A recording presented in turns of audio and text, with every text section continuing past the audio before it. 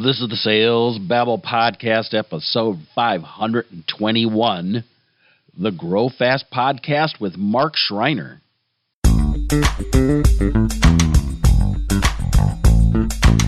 Welcome to Sales Babble, the podcast that shares selling secrets for non-sellers. And now your host, Pat Helmers.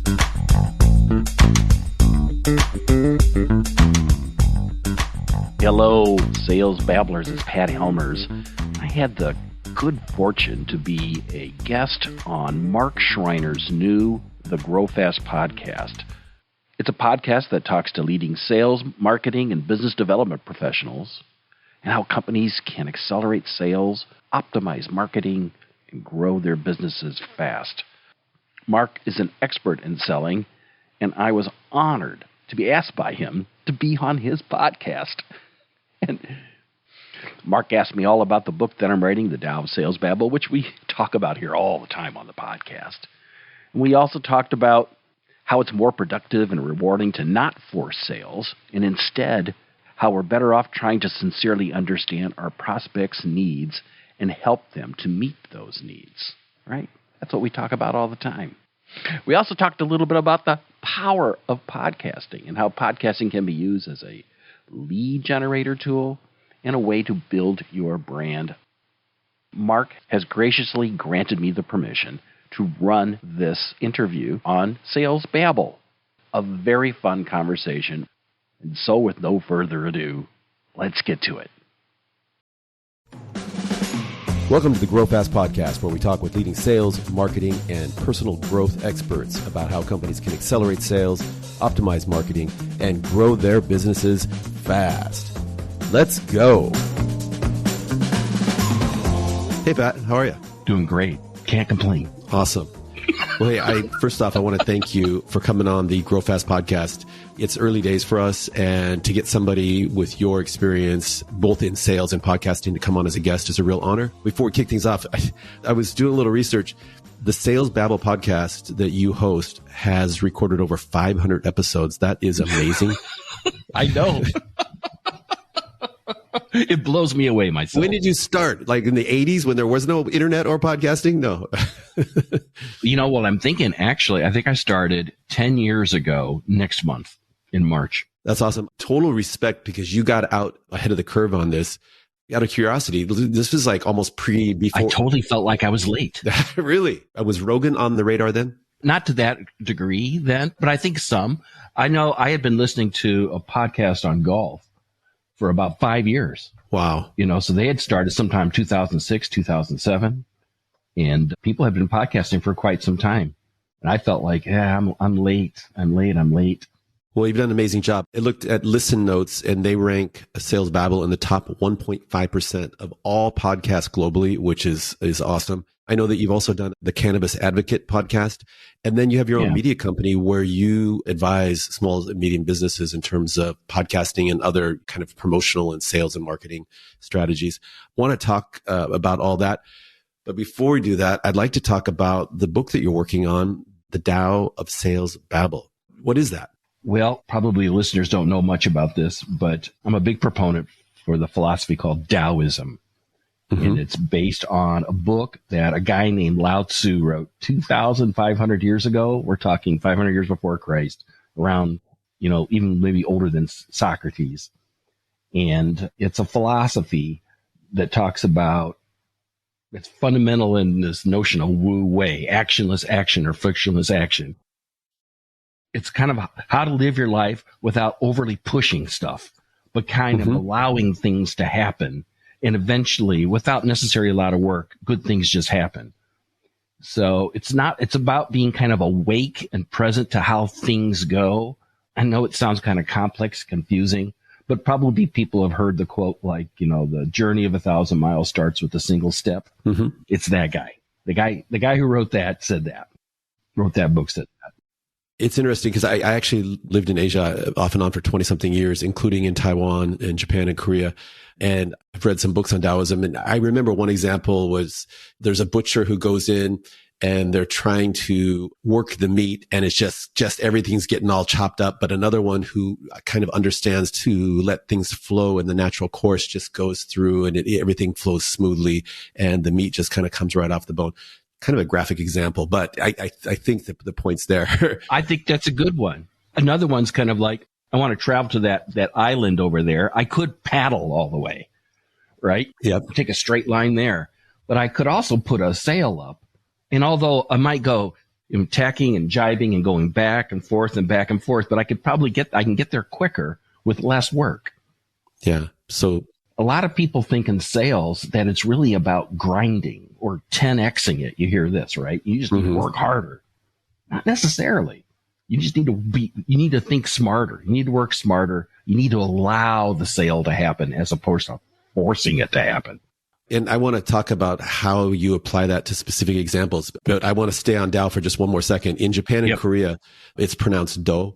And probably most people have heard it in terms of like Taekwondo, Hapkido, in Japan, Aikido, Judo, and the way of the warrior is called Budo.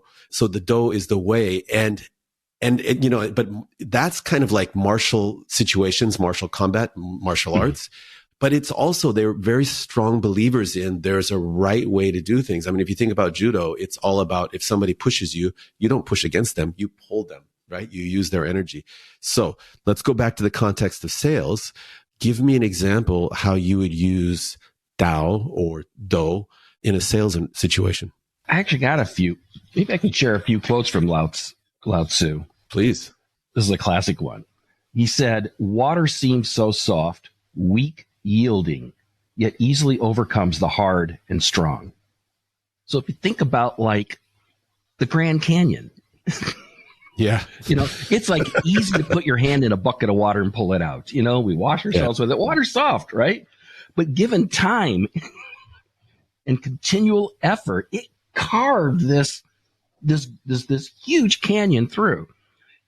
In sales, we know this to be true, that the average salesperson follows up a couple times before they give up on a deal, right? But studies have shown you have to try at least 8 more times.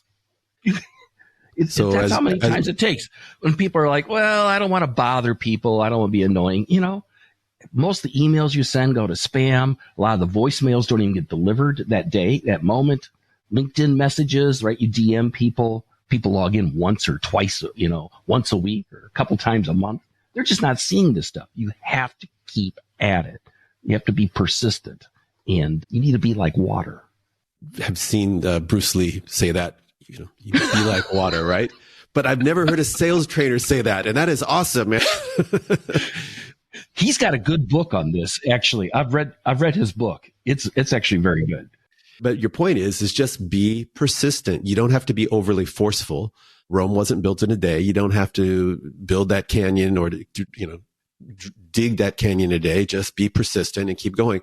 I think another thing that you said there is, you shouldn't make assumptions because, they didn't answer, so I'm just going to give up. I'm going to throw in the towel. Maybe talk a little bit about that because I think that affects us in all aspects of our lives, making assumptions because something happens or doesn't happen.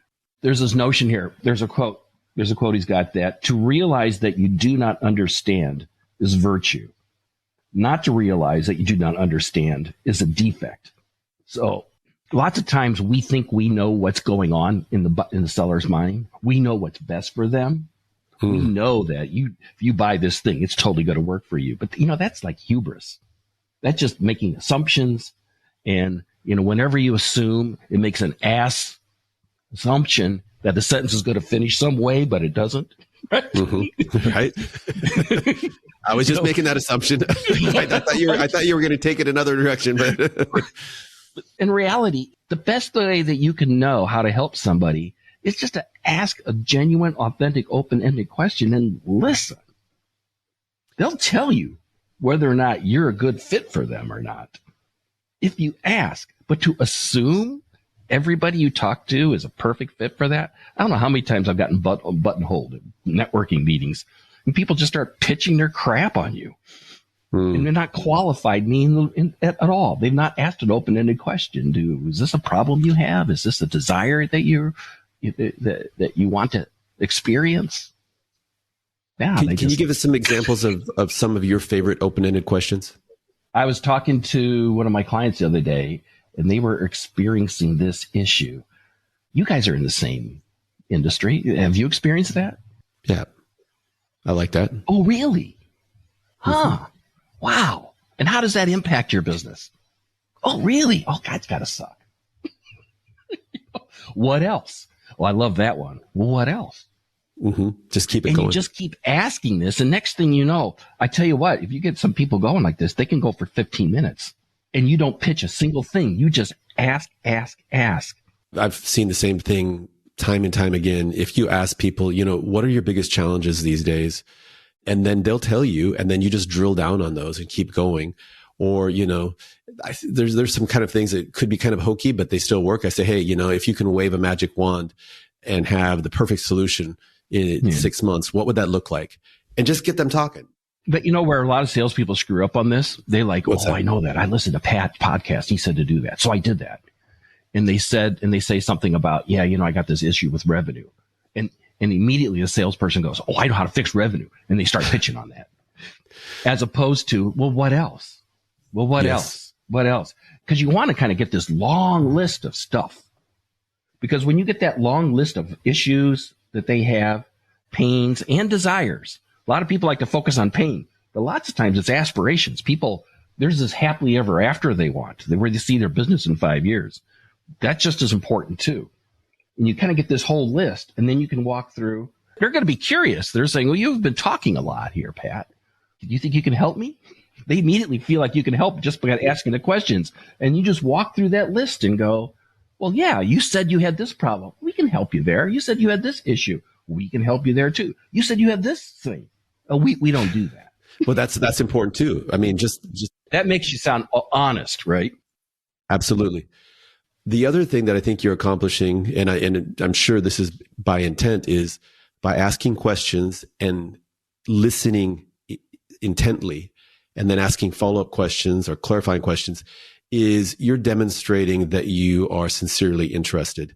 And that's building rapport and empathy, or you're demonstrating empathy. Because, everybody, when we enter a conversation with a salesperson, everybody's guard kind of comes up, right? And if they jump in, I was on a call recently where exactly what you described, we were doing a discovery with the customer. The customer said one thing, and immediately somebody else on our team jumped in and said, oh, we can do that. Let me tell you how we do that.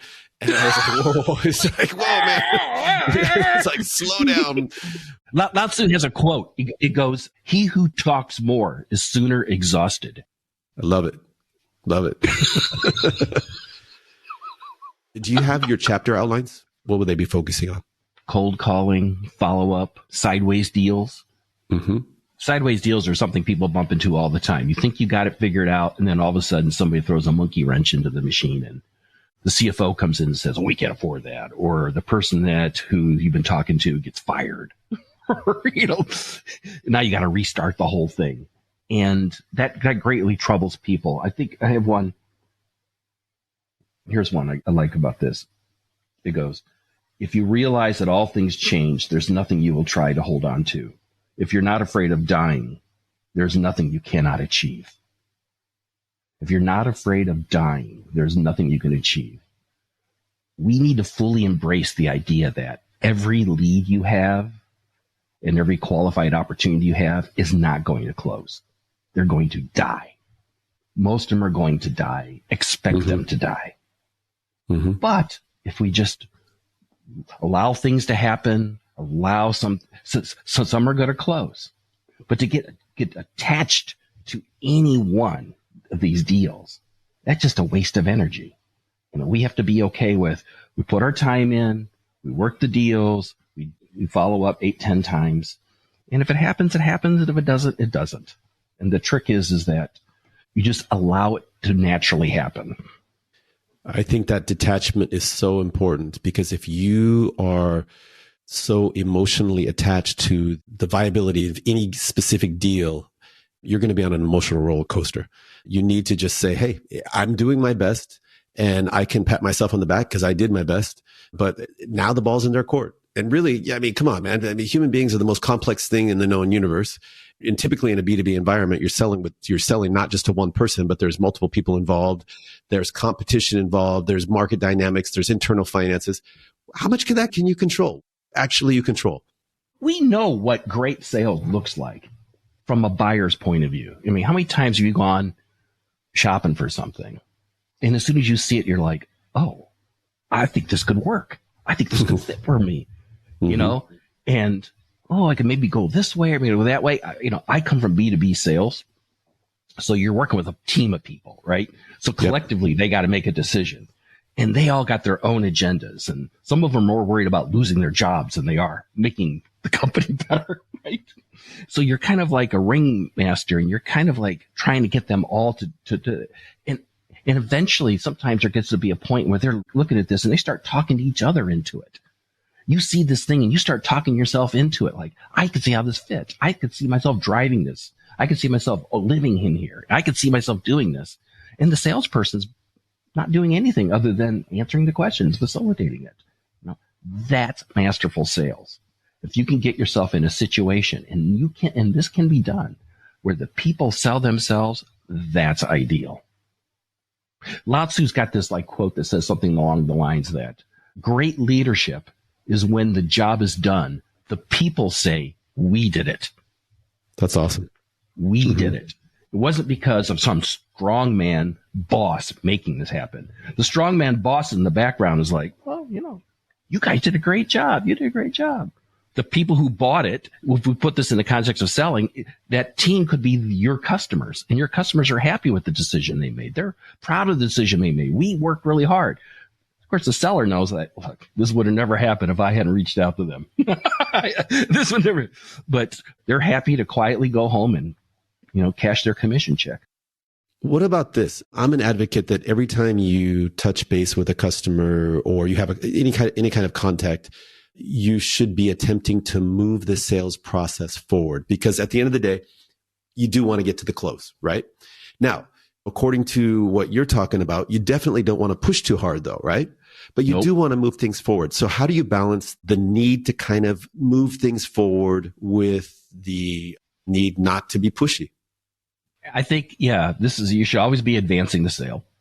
And invariably, if you're asking open-ended questions, there's probably things that you can't follow up with. There's probably things you don't know right off the top of your head. And the trick is to make sure you just advance the sales to schedule the next meeting. Just to do that, just to keep talking to them or saying, I can't answer that right now. Let me get back to you. Let me write that down. I tell you, I'll follow you up with it in 3 days, and I think I can follow up. I can get to that. What's your calendar look like next week? Do you think we can set up a time to follow up with this? Just as simple as that. You're not closing them. You're not saying, what's it going to take for you to drive this car off the lot tonight? Yeah, it's going to take the hand of God coming down. I hate that one. I hate that one. Come on, Mark. Just tell me your number and I'll. Just give me your number. I had a lady do that. I go, I told you my number a week ago. Yeah, I'll buy this car for this much. She goes, I can't do that. Okay, then we're done. It's funny with cars. My last 3 car purchases, I've negotiated everything before showing up to the dealer. I've called them and said, this is my price. If you can do this, I'll come down. Because otherwise you go down there and then they make you wait for 2 hours while they talk with their manager. And I'm just like, I'm going to hold off. We shouldn't pick on car sales because it's really, the internet has really changed it. Yeah. I mean, we know what vehicles are worth. Because you can look it up and see it where everybody's selling the same car for the same price, So, yeah, the guys that I have, guys and gals that I've had really good experiences with, though, even in the context of selling cars, have brought a lot of value to the conversation in terms of, hey, Mark, I know you're looking at this model. Let me just show you this other model here and explain to you, because based upon what you're telling me, this makes more sense. And as long as they're not trying to just upsell me for the sake of upselling me, but they're actually understanding what my needs are, or it could be, hey, in terms of financing, maybe you'd want to look at this program versus that program. And as long as they're really bringing value, that there are opportunities there, I think, to differentiate themselves. The name of the book is The Dao of Sales Babble. So are these basically a compilations from your previous podcasts? Is that what you're going to do? Yeah, that's an interesting question. Actually, the way it all kind of worked was I started a blog post probably 12 years ago of taking Lao Tzu's work and converting it into sales. And I did that for like a year and a half. And then I kind of got done and I didn't know what to go with it. And I just kind of set it aside. About 2 years ago, I decided, you know what? I should really turn this into a book. I should really like make this something kind of my opus for my life. This is how I see selling, because I've approached selling from this point of view from the beginning, ever since I first started studying Taoism. So I decided with the podcast to stop interviewing people. I've interviewed many people on the podcast, and say I was just going to write a chapter in the book, and I would just that would be my weekly episode. So I've actually used the podcast as a mechanism to keep me moving forward on the book, commit myself to it. And that has really, really worked out. So I would like do a podcast episode. And then once I kind of got the way I liked it, then I would like maybe rewrite it, and I'm in a writer's group, and then they would review it. Awesome. And then I would get input from them, and then that would go into the book. And the writers group has helped me immensely. I've it's really improved my writing skills, and the podcast has slowly been able to map this all out. It's been very, very enjoyable, much slower than I ever thought. Well, most of my podcasts have always had guests. And for me, that's easy because it's just having a conversation, just like we're doing right now. Right. Recently, I've started to do book reviews. Part of similar rationale. It was like, I want to be forced to read a couple books a month on the topic of sales, personal development, and so on. And then by kind of preparing for a podcast on my own, I really have to kind of reflect on the material, and it helps to kind of edify what I've learned and sometimes apply it. But I got to say, for me at this point, it's a lot more work, because when you have a guest, you can just have a conversation. So was it challenging for you to start podcasting just kind of on your own and talking about these different? It's a lot of work, but you've probably found this, Mark, to be true. In your studies, when you reach, doesn't it help? It helps build your brand better. So when you have a guest, the guest is the person that's highlighted, their name's on the top of the title. But people want to see that you are an experienced sales expert. You're somebody that people want to work with. And I would think that you're doing book reviews and getting your spin on it, whether you agree or not agree with it. It's got to be interesting. And then people can see, I can identify with Mark. I want to hire Mark, right? Interesting. Yeah. No, I guess that, for full transparency, the idea with the Grow Fast podcast is just to provide value to our community, because, we're supported by a B2B SaaS platform, MOQ RFP. So we just want to, and our target market is sales professionals and sales executives. But I think the personal branding thing, I haven't actually thought about that, but I'll let you know. So let's kind of go full circle, which is a Taoist thing, by the way, and come back to, before we talk about podcast, you mentioned that you started studying Taoism, maybe 10 plus years ago. How did that happen? Oh, maybe 20, 30 years ago. Yeah. A friend of mine started a bookstore, used bookstore, and I helped her build the store. Like literally I was putting books on shelves. I didn't have anything to do with the business. I was just muscle. In all my work, she said, "You've been awesome. You should take a book. You should pick a book up." And I pulled the book off, and Jia Fu Feng's book with Jane English, I picked her book up. I picked that book up and I opened it up. I don't know if you want to see it. Sure. I still have it. And Jia Fu Feng was a very interesting guy. He was Chinese. He translated it into English. And I started reading it, and I'm like, this is all gobbledygook. I don't get it. This makes no sense. And I set it aside for 10 years. And then I remember early in the 90s, I was reading of the Wall Street Journal, and there was an article that said, it was the story that we told before, that the greatest leader is when the job is done, the team says we did it. Mm-hmm. And I was like, I was in management, and I was like, this is the kind of boss I want to be. That kind of got me on the line. And then when I went from technology to sales, my background's actually software engineering. And then I went to go work for a startup, and I kind of taught myself sales and became a sales manager, VP of sales.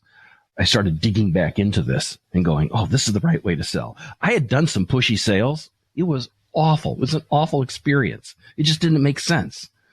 And I'm trying to make people buy stuff, trying to talk people into buying stuff. I made a lot of mistakes early on. But I still blush at there's 3 incidents that I can very vividly remember where I was pushy.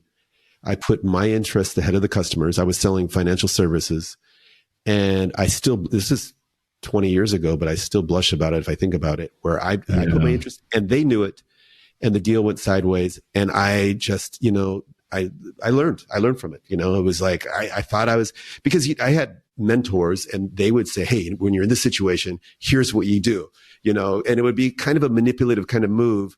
And it didn't feel right when I did it. But then when I would get the reaction, like, two of those people just ghosted me. They were like, we're done. We're done. So it might work. I mean, back then they would teach you goofy stuff like, like the hard close, like, well, what would work better? Do you want an orange, or would red be better for you? Like, just make the assumption close, right?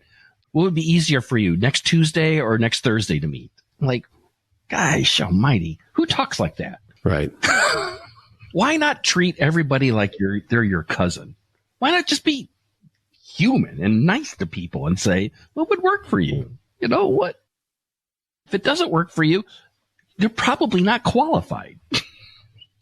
Right. Or take a step back and say, maybe I haven't given them the right information, or I haven't asked the right questions. Right. So, yeah. So, okay. So you started studying, and then you applied the principles. I'm curious though, in a leadership role where you want your team to say they developed the solution, because obviously then they have buy-in, and they're going to be more energized and excited about the decision and the outcome because they feel fully vested in it.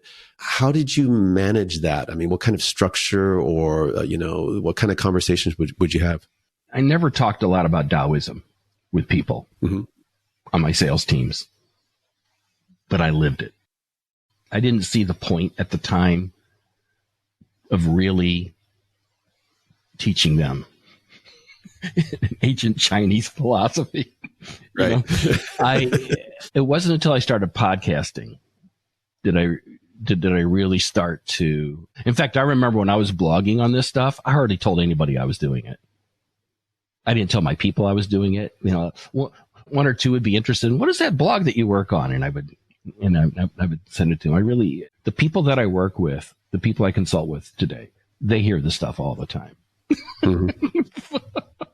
I don't know. Did I answer your question? I don't know if I answered your question. Definitely. Let's jump over to the podcast situation. A lot of people say, I don't know if it was you told me this story or somebody told me the story. Basically, it was, it used to be you'd go into a restaurant and you'd say, I have a podcast. And everybody like, what's a podcast? And now you go into a restaurant and you ask who doesn't have a podcast, and everybody raise, I've got one. So or something along those lines.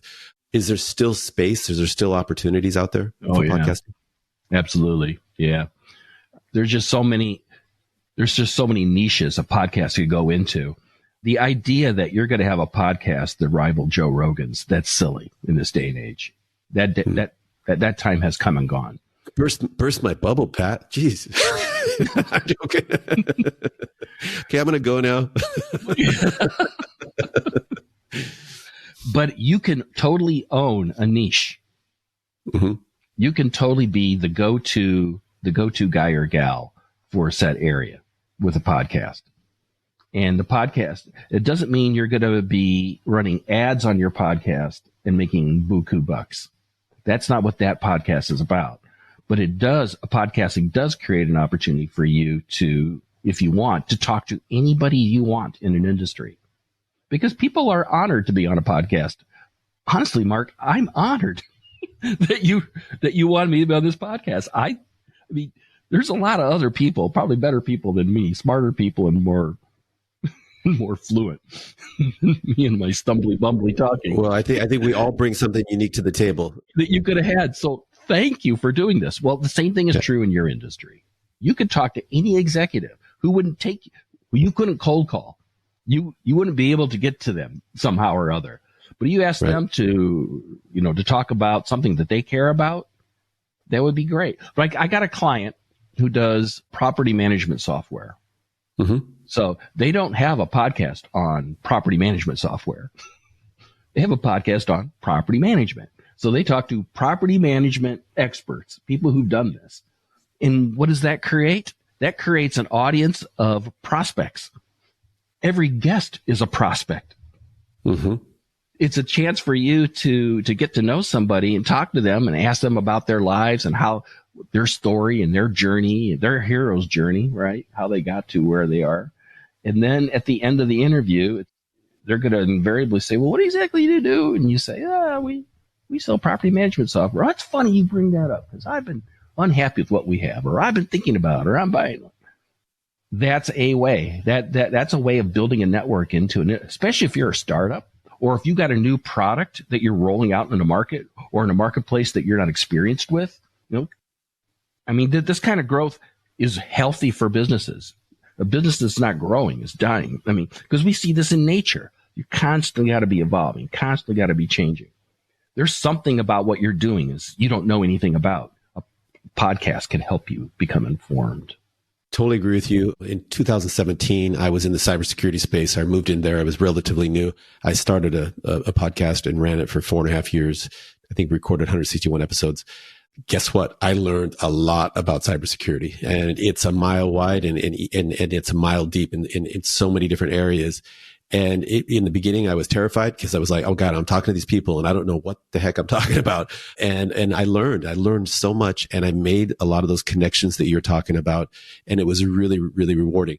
This podcast is I feel much more at home starting this, or because I've been in sales and marketing, business development my whole life. I've written a couple books on sales, and I'm still very much passionate about it because I think it is, come on, we're matchmakers. We help companies solve problems. And there's nothing more rewarding than working with somebody and helping them solve a problem and then maintaining that kind of that business and professional relationship. It's a very rewarding experience if done right.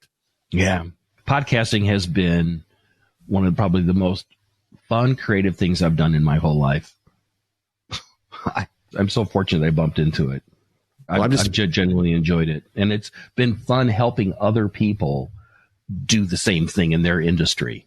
It's been very gratifying work. I don't know if you know Bill Caskey. He does the Advanced Selling podcast. Some of his consulting clients, he advises them to do something very, very niche, just provide value, provide information. And he gave several examples of how even 6 months in, they were winning so much more business because they were providing value to an audience. The audience was growing and then people were reaching out to them. So back to exactly what you were saying. You don't need a big audience. That's the thing. Yeah. You don't need a big audience. You just need the right audience. The right audience. Yeah. Qualified buyer, a qualified prospect. If they're listening to your little niche podcast, they're qualified. That's awesome. Okay, let's assume that you're a small, medium-sized business and you're thinking about a podcast. What are some of the lessons learned or most important aspects that they need to get right? So some of the things that I see that podcasters do wrong is they talk too much in these interviews. They like to show themselves. They like to show off what they know because they want to build their brand. But it's just plain rude to invite somebody to come in and then you're doing 50% of the talking. Now I'm feeling guilty. No, you're doing. This has been really great. I think it's good you get me in the afternoon. It's my afternoon. It's because I'm over in Europe. But if you got me in the morning when I'm highly caffeinated, I just don't shut up. So.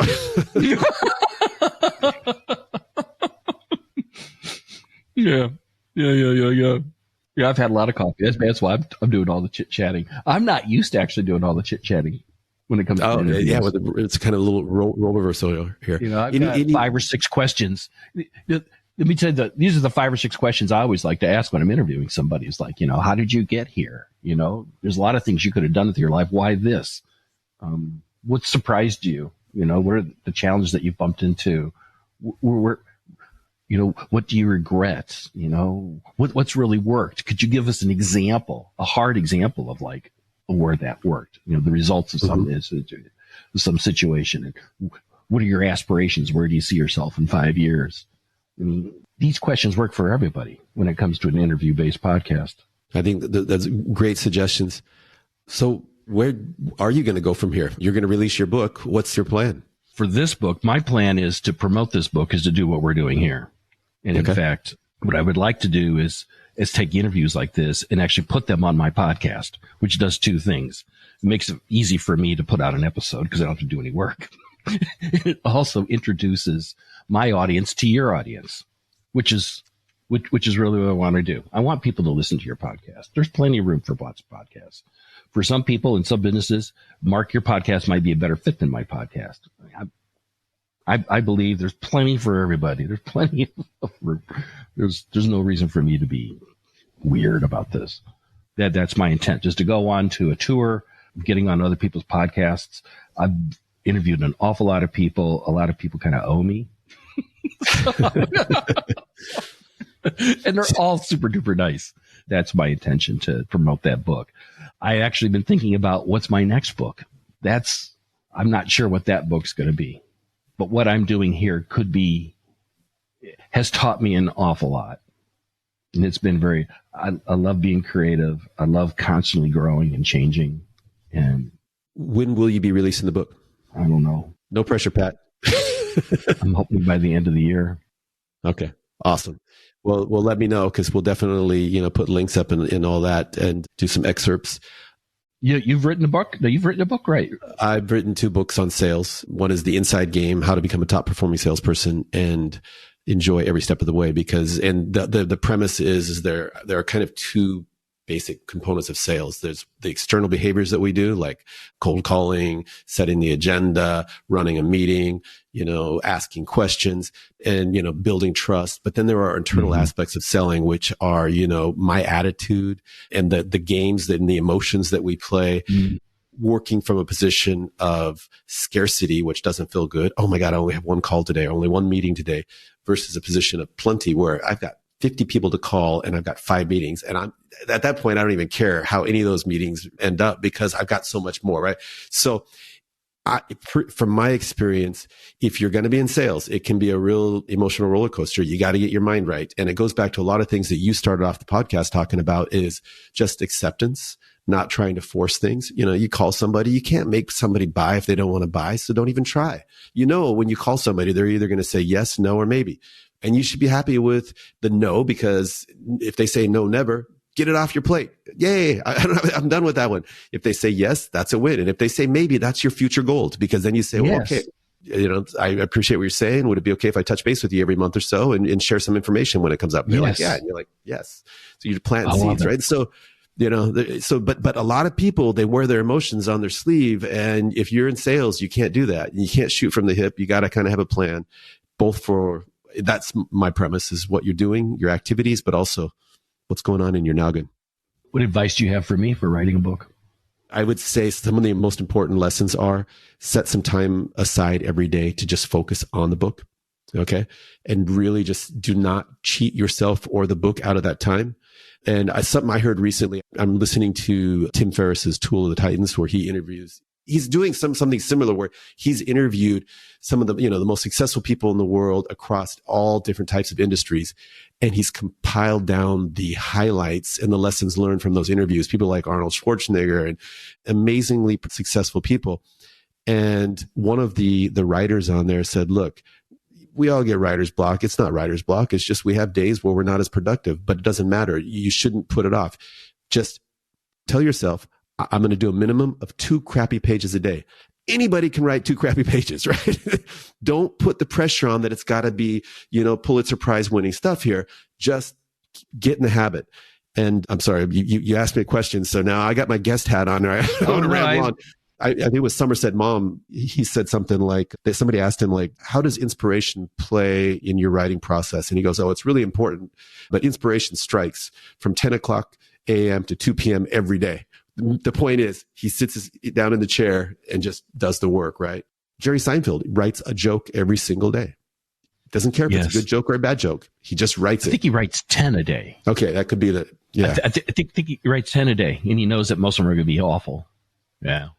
And take that pressure off. That's why I converted my podcast from interviewing. It would be a device for me to force me.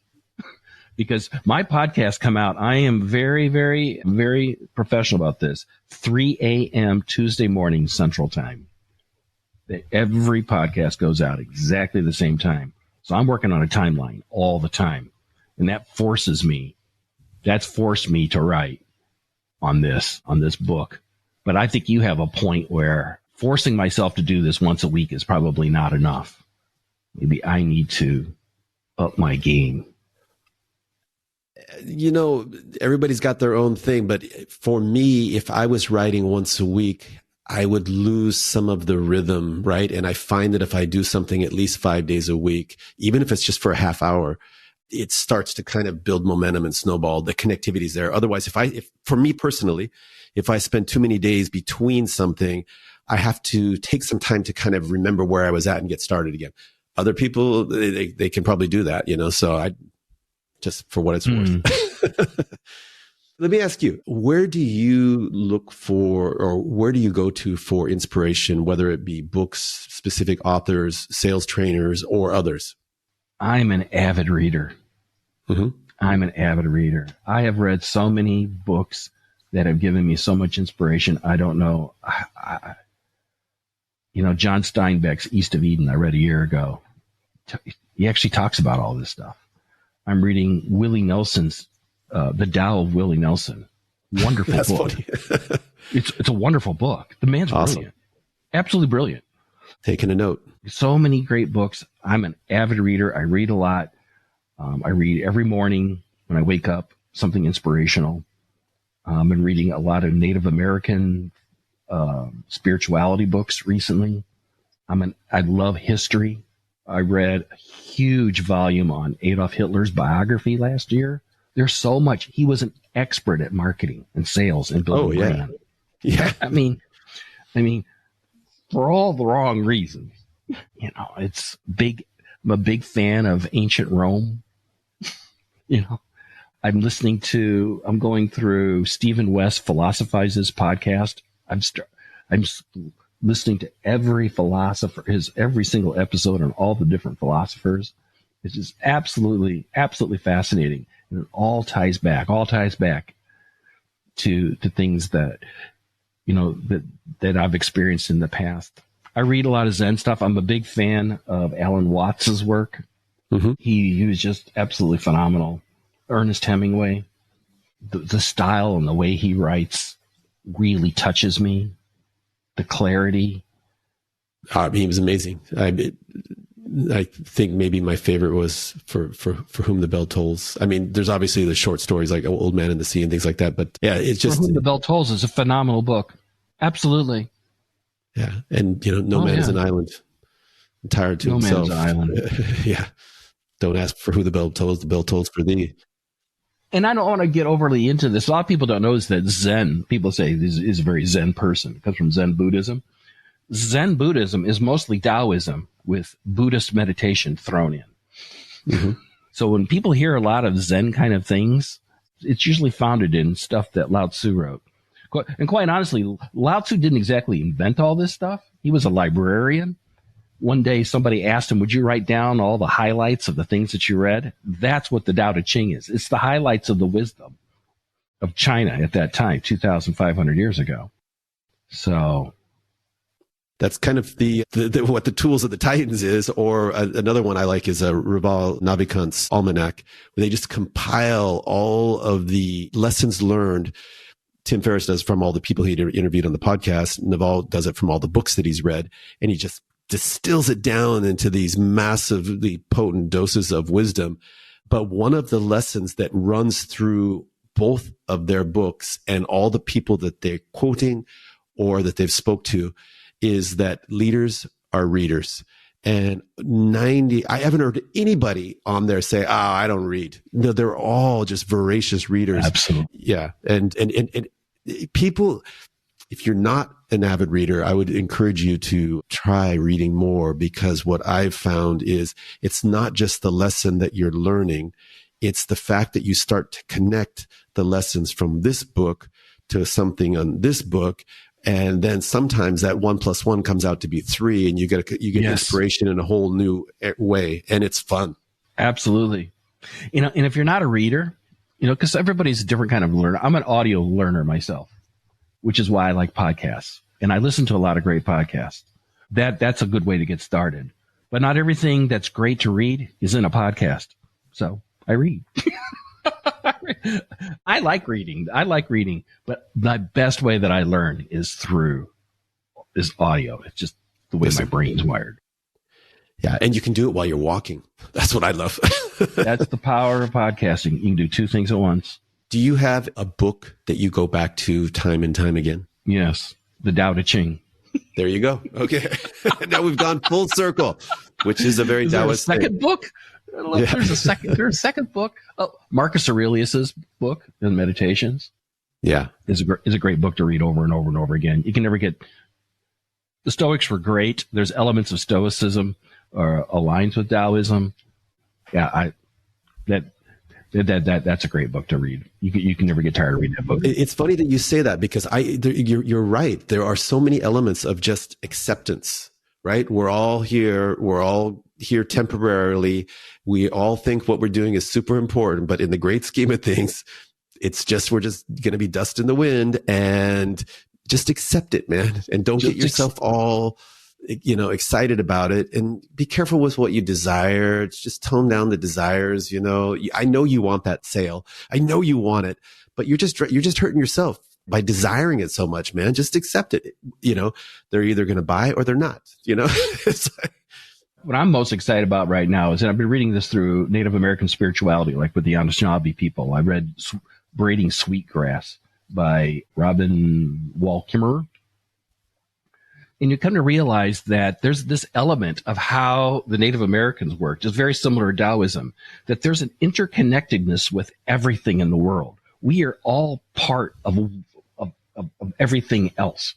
We're not like separate, which is how a lot of Western philosophy thinks, that we came from separate someplace else. We live here briefly, and then we go someplace else. These people in the Taoists feel this way too. We are all interconnected. We are all family, and we're constantly evolving and changing. Just as the sun rises and the sun sets, the seasons come and the seasons go. The spring is happening right now slowly. Like, there is this constant kind of wave that we're all a part of. And if we can understand that, and we can ride that, and we can be much more accepting that, things are going to change. Things are going to move. And everything that I talk to and work with has something to do with something else that I have to do. I don't even know what that statement I just said. I don't think that makes any sense, but I hope it gives people the essence of like what I'm trying to say, that there's an interconnect. This chair would fall if it wasn't for the floor pushing it up. Right. The floor wouldn't be if there weren't for chairs to sit on it. There's a connection to that. The same is true when we sell. The same is true whenever we're trying to persuade people. It's really not persuasion. It's just like a conversation of like, maybe I can help you. Maybe you can help me. Maybe collectively, the two of us can help each other. Something that's mutually beneficial. Mutually beneficial. That's a huge part of it. Just a couple more comments, and then we can kind of sort of wrap this up. But what you're talking about there, and this podcast, by the way, is going in a direction that I didn't anticipate, but I'm really enjoying it. I feel like connected in the U.S. when I'm out in nature, when I go to places like the Grand Canyon or the Rocky Mountains or the Pacific Ocean, and I'm in awe of nature, and I feel like I'm part of something much, much bigger than myself. Okay. You are. And then I have a similar experience, but different when I come to Europe. And I'm going through these towns where the buildings are 5, 7, 100 years old or 1,000 years old.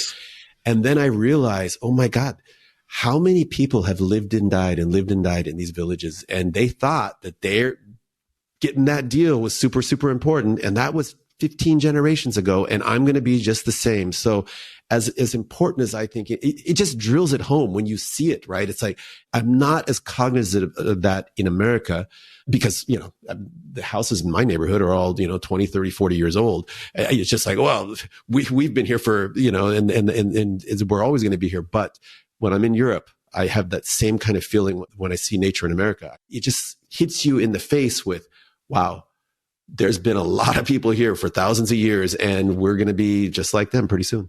Yeah, I get that. I'm going to Normandy in April to help work on some projects there. The history of that beach. Oh, that's, yeah.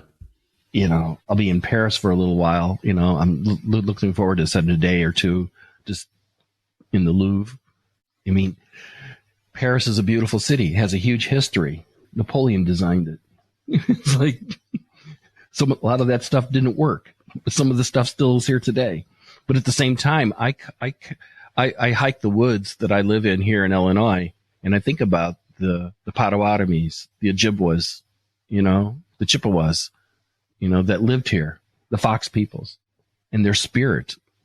Is it still here? They think it still is. They think their ancestors are still here because they are, because we're all interconnected. We're all here. We're all made up of the same molecules and atoms.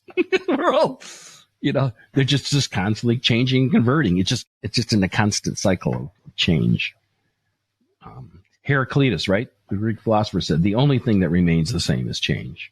Well, I can't wait to see your book. And I'm, again, especially for that emotional and mental aspect in terms of that part of selling that I talked about, I think it's hugely helpful for people to just realize you can't force things. And it's just emotionally draining to try to do that. But also it doesn't benefit you with your relationship with customers. So I think there's a huge opportunity for you to share that kind of outlook with sales professionals all across the states and everywhere. Hey, Pat, thanks so much. Again, I really appreciate it. It's early days for the Grow Fast podcast, but it's been a great conversation and a big honor to have you on here, man. Oh, Mark, I really appreciate you having me visit. Thank you very, very much. Awesome.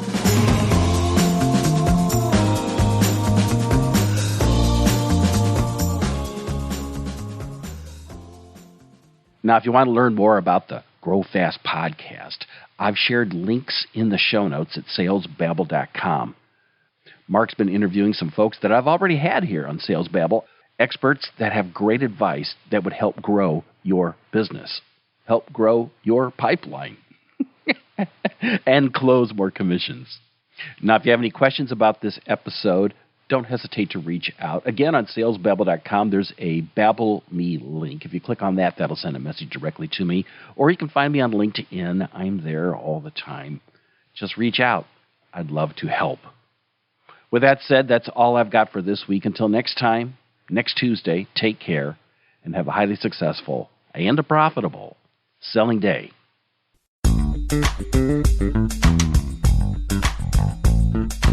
Thank you for listening to the Sales Babble Podcast. Find us at www.salesbabble.com.